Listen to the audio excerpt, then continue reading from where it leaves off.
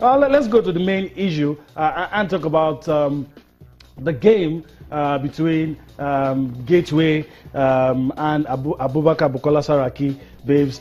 It was a walkover initially, but we knew that those issues, different voices from both camps, we know that that issue wouldn't end that way, and the NFF disciplinary committee has ruled on that matter, and these are some of the decisions that were reached. Let me quickly reel this to you, and while I'll allow you to react to what you have on screen. The committee rules that the ABS versus Gateway game be replayed on November 9 in Ilorin with new sets of match referees.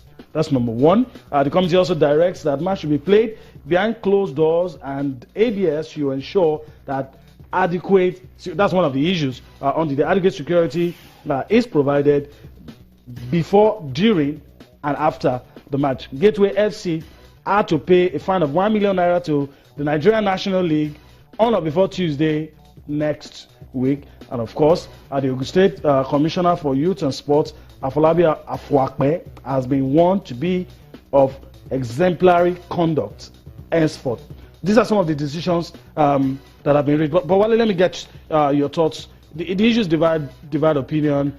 Some said Gateway should have gone ahead to play that game. Some said if you counted the security personnel, they were not, they were not up to the number agreed by. But I mean, a lot of issues in that. The question is, let me even start from security. When did we start counting security personnel at match venues? Although I know that's paramount, security at match venues. But let's tackle the decision itself. I feel that this is another bad precedent. I feel this is one of the reasons why I don't trust Nigerian football. I've always said it.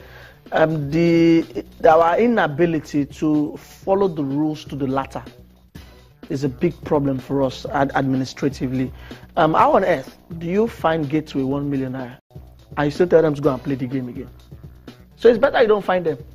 Because you for refusing to play when the match commissioner asked them to play. That means you have you're encouraging them. See, because I got quotes from the commissioner's press conference on Monday that the game was already predetermined, and I'm like, can this man see the future? How did he know it was predetermined?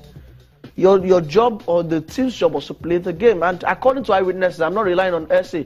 People who were in Ilorin to watch that game. Gateway we didn't get into that pitch 5 minutes before the game. They had a lot of time to start to train, to warm up for that game. But like I said, the GRTT issue has even set a precedent already. You can fail not to play a game, get fined, and still play the game again. That's the truth of the matter. So I think it's just we setting a bad precedent in here, and that is my problem because another team. That's your opinion on all of this. Yeah, another team will do this. You're not excited. A lot of people would want to see this game. You know why? I'm not excited. A lot of people want to see this game played and an acceptable outcome. The game should then have been played when it was supposed to be played.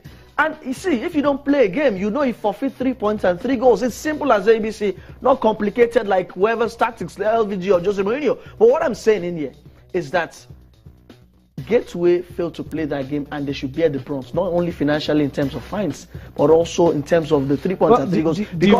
Because what they are banking on, why this decision has been taken is that at the beginning of the season, I also understand that there was a gentleman agreement, not a rule, but was a gentleman agreement that we're not going to award boardroom points, which applied to the GRTT issue. When GRTT thought that they had forfeited 3 points, but because of the gentleman agreement, it was brought back and 11 minutes of that game was played and ABS, won the game like we all know. But the rules, if there's a framework for the NNL, which I believe, the rule stipulates that in the case of this incident, you forfeit 3 points and 3 goals. Anything called gentleman's agreement. Okay. Somebody even called it an oath. I'm like, this is football. All right, Wale. We're gonna have to let it rest. Let's just allow you to make your opinion. But that's what the decision the NFF has taken. In this case, some believe it was swift because the game has to be played, and we have to. It had to be swift. You know why? We have to move on. Yeah, they had to ratify all of these decisions because the AGA is just after the Super Eagles game.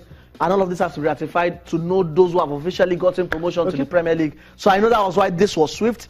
So if there was not the AGA, guess what? This thing will drag for a long while. Right. We know the O&D, but see, like you said, let's sleep in the like the game will be played on the 9th of November. And probably we get an acceptable outcome. But it's just like Kama. Remember that when Giatete also had this issue, it was ABS that benefited from it, right? Now ABS are on the end of it from Gateway.